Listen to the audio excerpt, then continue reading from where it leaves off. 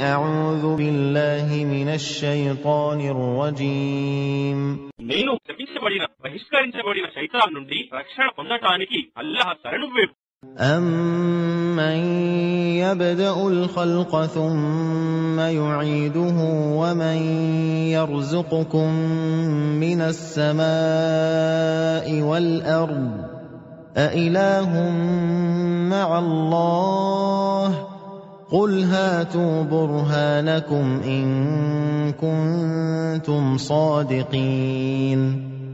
ఏమి ఆయనే కాడా సృష్టిని తొలిసారి ప్రారంభించి తరువాత దానిని మరల ఉనికిలోకి తేగలవాడు, మరియు మీకు ఆకాశం నుండి మరియు భూమి నుండి జీవనోపాధిని సమకూర్చేవాడు.